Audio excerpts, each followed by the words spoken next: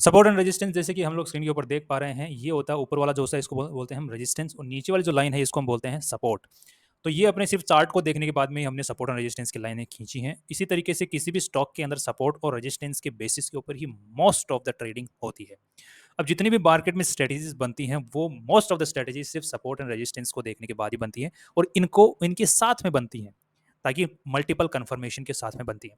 पहला confirmation support and resistance के basis के ऊपर ही चूज किया जाता है। अब यहाँ पर हमने एक जो पहले बात की है वो है वॉल्यूम प्रोफाइल, जैसे अपने साइड में लाइनें देख रहे हैं, ये वॉल्यूम प्रोफाइल बोलते हैं। तो जहाँ पे सबसे ज़्यादा ट्रेड हुआ है वो अगर नीचे ट्रेड, वो सबसे ज़्यादा जो ट्रेड हुआ है वो अगर प्राइस नीचे है तो वो सपोर्ट का काम करता है, अगर वो प्राइस ऊपर है तो वो रेजिस्टेंस का काम करता है। इसी टाइप से बहुत सारे तरीके हैं, बहुत सारे इंडिकेटर्स हैं जिनके बेसिस पे हम सपोर्ट और रेजिस्टेंस निकालते हैं, बट जो सबसे इफेक्टिव जो तरीका है वो है चार्ट कैसे चला है विदाउट यूजिंग एनी इंडिकेटर। सिर्फ अपने दिमाग का यूज करना है, चार्ट को देखना है और चार्ट किस तरीके से चला है उसके बेसिस के ऊपर जो लाइन्स हैं वो ड्रॉ करनी है। ये सबसे इफेक्टिव सपोर्ट एंड रेजिस्टेंस निकालने का तरीका है। अब इसके बाद में जो चीज़ें होती हैं वो एक्स्ट्रा एड ऑन्स होती हैं ताकि आपको मल्टीपल कंफर्मेशन मिल पाए और आपका जो ट्रेड है उसके सक्सेसफुल होने के चांसेस ज़्यादा हों। अब जो जो हम चार्ट को बेसिस के ऊपर जो सपोर्ट एंड रेजिस्टेंस निकालते हैं वो अपने को पता है ऑलरेडी कि अगर नीचे वाले जो दो लो बने हुए हैं उनको अगर दोनों लोज को अगर हम कनेक्ट कर देंगे, जैसे यहाँ पर हम लोग एक बार देख लेते हैं, ये लो है और इस लो को हमने कनेक्ट किया इसके साथ में, तो ये यहाँ पर इसने जब तक यहाँ तक चार्ट आया था तब तक ये लो काम कर रहा था, बट जैसे ये लो यहाँ तक चेंज हो गया और उसके बाद ऊपर जाने लग गया तो फिर हम लो को चेंज कर देंगे और इन दोनों लोज को आपस में जोड़ देंगे। ये दोनों लॉज, इन दोनों लॉज को जोड़ा तो अब आगे जैसे ही स्टॉक इसके इन लॉ के ऊपर मतलब इस सपोर्ट के ऊपर क्लिक करेगा तो टच करेगा तो वो एज ए सपोर्ट काम करेगा। इसी टाइप से ऊपर वाले जो लाइनें हैं उनको जब हम कनेक्ट कर देंगे तो एज ए रेजिस्टेंस काम करेगा। यहाँ पर बहुत सारे तरीके हैं जिनके बेसिस के ऊपर हम सपोर्ट एंड रेजिस्टेंस निकालते हैं, जैसे कि चार्ट को देख के ये एक ही तरीका है मात्र। अब जो मोस्ट ऑफ द स्ट्रेटेजी का जो बेस है उसको वो कैसे कैलकुलेट होता है कि मान लीजिए यहाँ से ये लाइन बन चुकी है, यहाँ तक ये और नीचे वाली लाइन ये बन चुकी है, तो अब जैसे ही ये स्टॉक जैसे ही इस लाइन के पास में आता है और इसको टच करता है या फिर इसके आसपास में आता है, तो जितने भी जो पहला काम होता है ट्रेडर का वो होता है कि इसको टच करके ये मार्केट जो है कर क्या रहा है, इस लाइन के पास में आके स्टॉक कर क्या रहा है। पहला काम यही है। अगर ये इस लाइन के पास में आके सस्टेन कर रहा है ऊपर की साइड सपोर्ट के, इसका मतलब मोस्ट प्रोबेबल चांसेस है कि ये स्टॉक वापस ऊपर की साइड जाएगा। अगर ये इस लाइन को तोड़ के नीचे की तरफ सस्टेन करता है, जिस तरीके से यहाँ पर जैसे इस लाइन को इसने तोड़ दिया, नीचे आने के बाद में यहाँ पर इसने सस्टेन भी कर गया, तोड़ने के बाद में अगर ये नीचे की साइड में सस्टेन कर जाता है तो ये हायर चांसेस हैं कि अब वो और नीचे जा सकता है।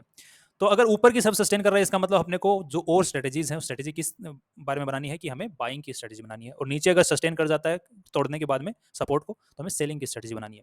इसी टाइप से अगर रेजिस्टेंस कोई स्टॉक है वो रेजिस्टेंस के पास में गया, जैसे मान लीजिए ये ऑलरेडी लाइन हमने क्रिएट कर दी, ये स्टॉक इस रेजिस्टेंस की लाइन के पास में गया और हमें पहला क्या देखना है कि रेजिस्टेंस को टच करके उसके पास में जाके अगर वहीं पर नीचे की साइड ही सस्टेन कर रहा है, इसका मतलब हायर चांसेस है कि वो स्टॉक वहां से रिवर्सल लेगा या फिर नीचे आएगा।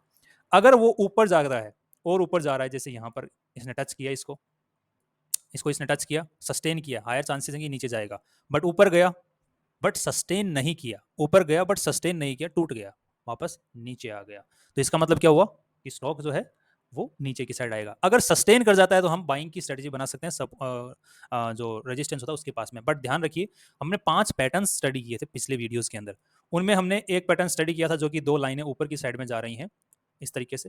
एक सेकंड में आपको दिखा देता हूँ, 2 लाइनें ऊपर की साइड में जा रही हैं इस टाइप से, 2 लाइनें ये सपोर्ट एंड रेजिस्टेंस की लाइनें इस टाइप से नीचे की तरफ आ रही हैं, कुछ लाइनें इस तरीके से स्ट्रेट लाइन में इन जो स्टॉक है इससे चलता है, मतलब इन 2 पैरामीटर्स के बीच में चलता है, इन 2 लाइनों के बीच में चलता है, तो इस टाइप से स्टॉक चलता है, ऊपर की तरफ ज़्यादा इनके बीच में चलेगा, नीचे आ रहा है तो इन लाइनों के बीच में चलेगा, और मतलब एक फ्लैट में चल रहा है साइडवेज तो इन लाइनों के बीच में चलेगा। मोस्ट प्रोबेबली अगर आपको बाइंग का डिसीजन बनाना है तो हमेशा सपोर्ट के पास में बनाना है। ऊपर वाला जब ये अगर अब मतलब ऊपर जा रहा है स्टॉक और ऊपर वाली लाइन को अगर क्रॉस भी कर जाता है तो भी आपको बाइंग का डिसीजन नहीं बनाना, क्योंकि ऑलरेडी वो तो ऊपर ही जा रहा है। बट अगर स्टॉक नीचे जा रहा है और रेजिस्टेंस को तोड़ करके ऊपर जाना स्टार्ट करता है तो आपको बाइंग का डिसीजन बनाना है, अदरवाइज आपको मोस्ट प्रोबेबली सेलिंग का डिसीजन ही बना के रखना है अगर इस रेजिस्टेंस के पास में आता है तो। और यहाँ पर सेलिंग का तो ऑलरेडी चल ही रहा है तो यहाँ पर आपको सपोर्ट के पास में आके बाइंग का डिसीजन बनाने की जरूरत नहीं है।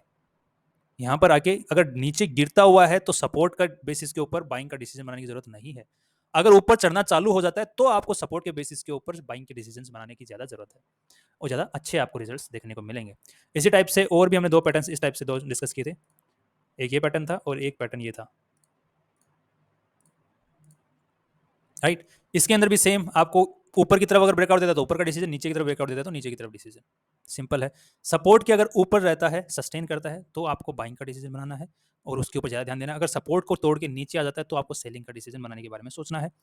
सिंपल रूल है। और रेजिस्टेंस के अगर नीचे रहता है और उसके आसपास में जाके कहीं पर नीचे ही सस्टेन कर जाता है तो सेलिंग का डिसीजन। अगर ऊपर जाता है, ब्रेक कर देता है, तो आपको बाइंग का डिसीजन बनाना है। और इस पैटर्न के अंदर आपने को बाइंग का डिसीजन सपोर्ट के बेसिस पे बनाना है। रेजिस्टेंस को अगर क्रॉस भी कर जाता तो भी बाइंग के डिसीजन के बारे में नहीं सोचना है ज़्यादा, क्योंकि वो ऑलरेडी ऊपर ही जा रहा है। और इसके अंदर अपने को रेजिस्टेंस के पास जाके अगर नीचे से आ रहा है तो सेलिंग के डिसीजन पे ज़्यादा ध्यान देना है, क्योंकि वो जो ओवरऑल ट्रेंड है स्टॉक का वो डाउनवर्ड्स है।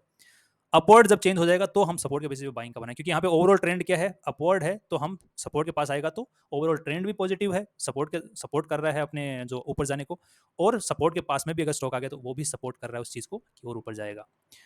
तो इस टाइप से ये बेसिक है स्ट्रेटेजी। इसके बेसिस के ऊपर आप थोड़ी सी प्रैक्टिस कर सकते हैं। अब ये स्ट्रेटेजी एज ए बेस कैसे काम करती है उसके बारे में अगर बात करते हैं तो जैसे एग्जांपल के तौर पे हम लोग देख लेते हैं एक बार, थोड़ा सा एग्जांपल के बेसिस पे।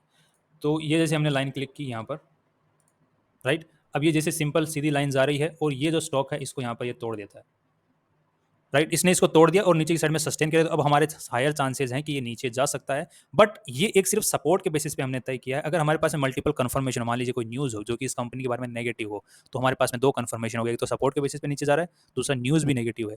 तीसरा, अगर हम यहाँ पे वॉल्यूम प्रोफाइल देखते हैं या फिर कोई आरएसआई का इंडिकेटर देखते हैं या फिर एमएससीडी का इंडिकेटर देखते हैं, वो भी बोल रहा है कि नीचे जा रहा है भाई, तो हमारे पास में मल्टीपल कंफर्मेशंस हो जाते हैं इस स्टॉक को सेल करने के लिए। और टारगेट्स आप उस स्ट्रेटेजी के अकॉर्डिंग चूज कर सकते हैं। हम भी जब स्ट्रेटेजी बनाएंगे तब उनके बारे में बात करेंगे। Fix strategy. अब यहाँ पर जैसे नॉर्मली जो यूज़ करते हैं लोग, वो अगर स्ट्रेटेजी बनाते हैं तो जैसे ये अगर यहाँ तक सस्टेन करता है, ऊपर जाता है और अब इसको जैसे ही क्रॉस करता है नीचे की साइड में, तो जितना यहाँ पे स्टॉप लॉस आपने, ये इसका स्टॉप लॉस बन जाता है ऊपर वाला हिस्सा, और ये जितना डिफरेंस है इसका 1+2 या 1+3 लोग मान के चलते हैं एज ए टारगेट। तो यहाँ पर अगर आपने 1+2 का टारगेट लिया है तो यहाँ पे आराम से अचीव हो गया पहले ही झटके के अंदर में। अगर आपने 1+1:5 का भी टारगेट ले रखा है तो वो भी यहाँ पर अचीव हो चुका है। तो वो अलग अलग तरीके हैं जो लोग 1:5, 1:2, 1:10 तक का भी रेशियो के हिसाब से पीएनएल रखते हैं। मतलब मैं स्टॉप लॉस और टारगेट का डिफरेंस रखूंगा कि 1 पॉइंट का स्टॉप लॉस लूंगा और 10 पॉइंट का टारगेट रखूंगा, या फिर 1 पॉइंट का स्टॉप लॉस रखूंगा और 3 पॉइंट का टारगेट रखूंगा। ये इसको बोलते हैं 1:3, 1:5, 1:10 कि 1 मतलब स्टॉप लॉस और 1:3 मतलब 3 का टारगेट। तो ये इसका मतलब ये सिंपल बन जाता है कि आपके अगर 3 ट्रेड्स लॉस में होंगे, 1 ट्रेड प्रॉफिट में रहेगा, अगर आपका टारगेट अचीव कर देता है तो आप नॉर्मल रहेंगे, अगर चार्जेस को हम साइड में रख देते हैं तो। 1:10 का इसका मतलब आपका अगर स्ट्रेटेजी के अकॉर्डिंग अगर एक स्टॉक भी टारगेट टच कर जाता है 9 में से, तो आप प्रॉफिटेबल हैं। अगेन इसी तरीके से स्टॉक मार्केट काम करता है, स्ट्रेटेजीज काम करती हैं, स्ट्रेटेजीज बनती हैं। अब आई गेस मैं समझा पाया हूँ कि हम लोग कैसे as a base support and resistance के बेसिस के ऊपर एज ए बेस काम करता है हर स्ट्रेटेजी के लिए। और आप भी इसके बेसिस के ऊपर सिर्फ पहले सपोर्ट एंड रेजिस्टेंस निकालिए और बाद में आपकी जो स्ट्रेटेजी है उसको अप्लाई करिए और अपने रिजल्ट्स को चेक करिए। आपको काफ़ी अच्छे रिजल्ट्स देखने को मिलने वाले हैं। आप on the basis of indicators जो कि हमने नॉर्मली यूट्यूब के ऊपर, इंस्टाग्राम के ऊपर कि ये लाइन इसको क्रॉस कर जाती है, बाय कर लो, ये लाइन इसको, वहाँ पर चांसेस ऑफ सक्सेस बहुत कम है। चांसेस ऑफ सक्सेस मतलब नील बट्टे सन्नाटा टाइप के हैं। प्रोबेबिलिटी चल जाती है तो चल जाती है, कई बार प्रोबेबिलिटी आपके फेवर में नहीं होती है तो आपकी अकाउंट को खाली भी कर जाती है। तो वहाँ पे पूरा खेल प्रोबेबिलिटी का है, यहाँ पर स्किल एंड प्रोबेबिलिटी दोनों का है। तो बात करने वाले हैं वो एक फिक्स एक स्ट्रेटेजी की बात करेंगे जो कि हम यहाँ पर बनाएंगे, एक स्ट्रेटेजी बनाएंगे और उसकी प्रोबेबिलिटी को एक बार को चेक करेंगे, थोड़ा सा बैक टेस्ट करके, मैनुअली बैक टेस्ट करके।